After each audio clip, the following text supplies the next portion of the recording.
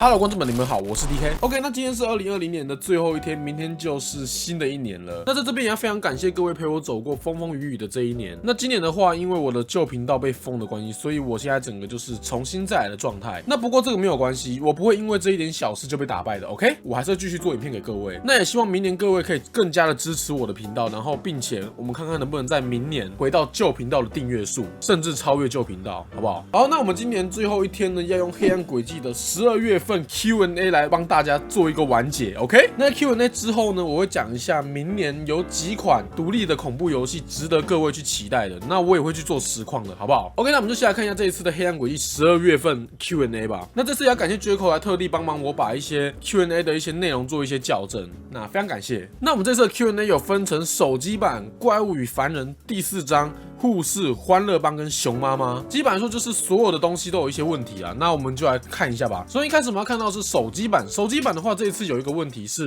有人问说黑暗轨迹的手机版还会出吗？作者在这边是讲说会，但目前他们要先把重心放在第4章，等到官方有余力之后，就会来完成手机版跟其他的平台。那其实官方也有接到不少的意见，就是希望他们先把4跟5章搞定，再去做手机版。那现在官方正式决定的方向是这样，他们会先把一个专案做好，然后再去专注做一些手机版。那为什么要这样做呢？如果他们现在先去做手机版，那他们也会卡在说要等第5章推出，然后再去调整一遍。所以他们目前是希望先完成这一款游戏，再把这款游戏移植到其他的平台上面去。我觉得这样对各位也比较好，就是说不用在手机上还要特地再等一遍，就可以一次玩到5个章节。OK， 那接下来是关于怪物与凡人的消息。那第一个问题是，怪物与凡人中的 Ayano DLC 会在学校吗？作者回答是说，是的，会在病娇模拟器中的学校。OK， 那到时候可以好好期待一下。如果你有玩过病娇模拟器的话，到时候应该不会陌生的。吉祥物暴乱中哪个区域会被加到怪物与凡人当中？目前作者是还不确定的，原因是因为第4章还没有推出，所以他目前大概只能推测可能是区域1或区域3。那区域1的话，我们在之前的那一个 rap 里面看到，就是在一个游乐园的一个城堡的一个地方。那区域3的话，就是在欢乐帮的地下工厂。那地下工厂的话，跟区域1可能是目前作者觉得最适合，可能会被放到怪物与凡人中的区域。记不记得前一阵子我在社群有发一个文章，是说什么黑暗轨迹跟一些东西的消息呢？那里面有个消息是讲到说什么有一个大消息会延到1月份。那个大消息是什么呢？那这边有人问说，怪物与凡人中会有3A 级的游戏角色吗？那这边作者是回答说，对，事实上我讲过很多次，我们有好几个大消息，有个3A 级的游戏即将来到怪物与凡人中，但由于目前是因为法律的问题，所以他还不能公布是哪一个保密协议嘛。然后作者是说，但他目前是希望能在1月份1月初到1月中公布，那请各位敬请期待，希望啦，因为有一些保密协议的问题，所以可能要一段时间才能公布这样子。OK， 那接下来是关于第4章的问题，那这是第4章的问题还蛮多的，那我们就一起来看一下吧。首先第一题呢是 Munchkin DLC 中的地图系统会被用在第4章跟小丑的关卡吗？对，相信各位应该也有看过我玩，或者是看过别人玩的话，应该都有发现上面的小地图会随着你走到比较高的地方，或者是走到其他楼层的话，会去改变地图的一些布局。对，那个系统之后也会用在第4章上面，这样会让平板上面的小地图比较好看得懂啊。之前小丑关卡的地图是直接重叠啊，可是那个地形不复杂就算了。如果之后第4章是很多楼层的话，那如果这样重叠，非常的难看懂啊。第4章有多大？作者是回答比前3章加起来还要大。Oh my god， 这么大 ！OK， 那下一题是折磨疗法中的楼层会跟怪物与凡人中的 Munchkin Madness 一样吗？那作者是讲说，我不会特别说是哪张地图，但如果你喜欢 Munchkin Madness 那张地图的格局，那你会喜欢第4章的。有些第4章的关卡设定跟 Munchkin Madness 有些相似，在 Munchkin Madness 当中，你可以看到的是非常多的楼梯啊，非常多的舱门啊，还有很多高楼层那样子。在第4章也会有关卡有类似的东西哦，期待。OK， 那我在录这部影片的时候，距离第4章的倒数应该也进入30天了。那这边有一个蛮重要的问题，就是说你有重新规划第4章的上市日期吗？作者讲说，如果一切顺利的话，没有，代表说上市日期已经公布了，就是在1月29号，亚洲区是30号。作者在 Q&A 里面是讲说，如果有发生一些什么非常严重的天灾，才有可能会改变上市日期。对，所以代表说目前它是很确定的了。OK， 那接下来是关于护士那一关的。第一个问题是，护士的关卡每个区域有多大？作者是回答没有比吉祥物暴乱大，但是比疯狂嘉年华那一关还要大。What？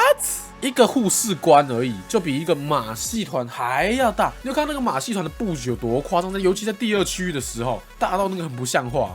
超级难收集完，护士那一关还比它还要大哦！我的天哪！我觉得他为什么要把关卡设计的这么大？原因可能是因为那一关有很多的收割者护士，那一关的护士可能跑速又很快，所以需要一个很大的空间来追玩家，或者是让玩家有更多空间可以逃跑之类的。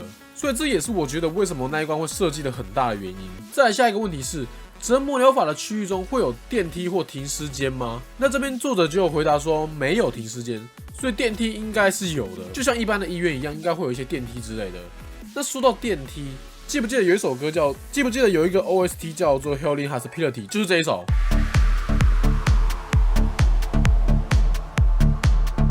这一首歌其实我后来在想，如果你仔细听第一章，会有一个音乐叫做，就是我们在电梯那个音乐嘛。如果当初你没有玩过第一章，你会觉得，怎么会有这么温馨的音乐啊？结果它是用在电梯的，那会不会这个音乐也是用在同样的地方，就是或者是用在一些比较欢乐的一些场合，也不一定是比较欢乐，有可能是搭电梯啊，或者是搭一些有的没的东西才会用到的音乐。或许是可以帮助各位去推想一下这个音乐会用在什么地方啊 ？OK， 那接下来是关于欢乐帮的。第一题是问说，欢乐帮中的监视器是否会像Munchkin DLC 中的监视器？作者是回答说，是的，他们有一些共同点，像是他们的运作方式。那在Munchkin DLC 中的监视器是用来警示你的位置，Munchkin中的监视器也会让你被其他的怪物或玩家看见你的位置一小段时间。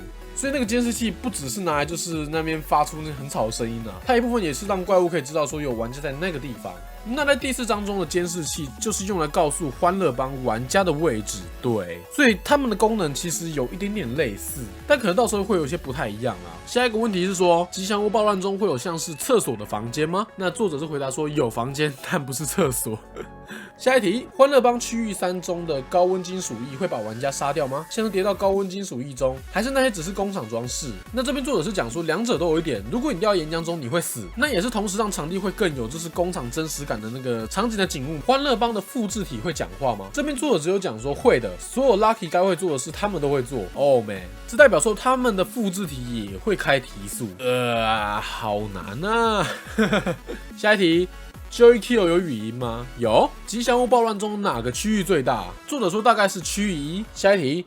Joy Kill 会召唤欢乐帮的复制体吗？像小丑王召唤小丑一样？这边作者是回答说不，这不是他的机制。那后面其实作者还有补了一句让人还蛮觉得诡异的一句话，他说虽然他的确有复制体，他在后面其实讲得很快这一句，这代表说 Joy Kill 自己也有复制体咯。Oh my god！ 因为这句话从我跟 Jaco 来解读的话，大概的意思就是这样，就是说他连 Joy Kill 自己本身也有复制体，所以这真的是拿来生产一个兵器，或者是拿来统治世界的一个工厂咯。太夸张了吧！天哪 ，Joy Kill 到底是什么东西啊？他自己也有复制体。OK， 那我们接着来看一下熊妈妈。埋没熊院中会有陷阱吗？像是落石。作者在这边讲说，埋没熊院中会有陷阱吗？有。会有落石吗？不会，是其他的。我记得我们上一次 Q&A 好像有人问过，是不是捕熊陷阱？也不是。是落石吗？也不是。到底会是什么嘞？这两个是目前在洞窟当中出现几率可能比较大的东西耶。那各位觉得会是什么呢？那都欢迎在下面留言吧。OK， 那以上就是这一次的 Q&A 的部分。那接着来说一下几款2021年值得你期待的独立恐怖游戏。那第一款的话是小小梦魇2，这一次我们的主角变成了 Mono， 那这次 Mono 在路上也遇到了小六，要跟小六在这一座城镇里面来揭发一下为什么这些人会被电视控制。那这个城市的人会被电视控制的原因也跟那个讯号塔有关，所以我们另外一个目的也是来揭露讯号塔到底是做什么用的，还要来搞清楚幕后到底是谁在操控这些人的。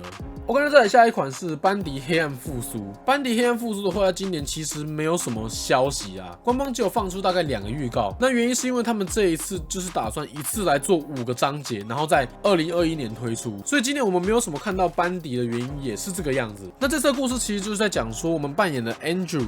那 Andrew 这个角色呢，要去这一个工作室里面探索。那目前我其实也没有很确定他是要探索什么东西啊，主要就是可能要去揭露一些比较黑暗的一些秘密吧，我来猜啊，跟他标题一样嘛，黑暗复苏。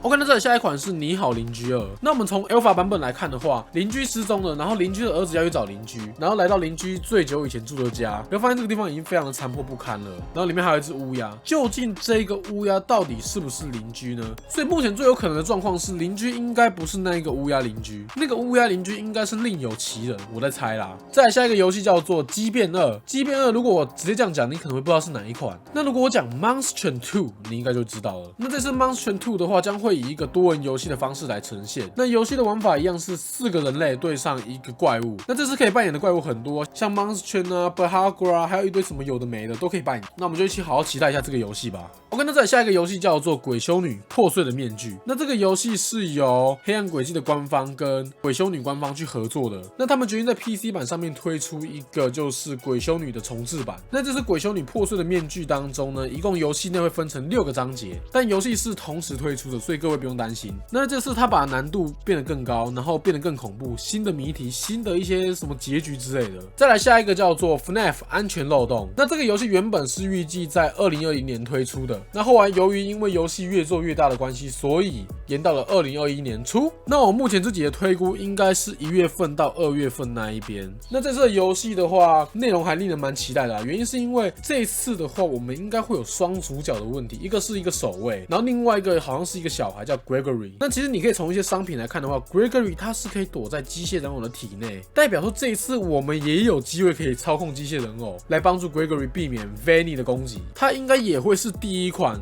FNAF 我们可以在一个 3D 环境中到处走动的一个作品，这一点是另外一个令我蛮期待的原因啊。那我们就一起好好期待这个游戏吧，在明年初。OK， 那接下来就是黑暗轨迹怪物与凡人了。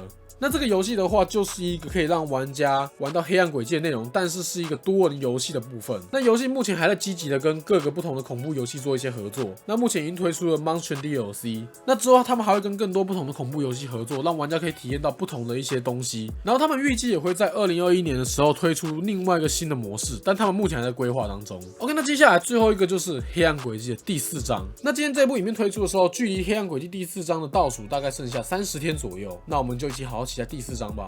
那非常感谢各位今年的支持，那你们的支持也会是我继续做影片的动力。那非常谢谢各位。那我们今年最后再一遍，如果你喜欢这部影片，记得下面帮我个 like， 顺便订阅一下吧。好那我们在2021年见哦 ，Peace out。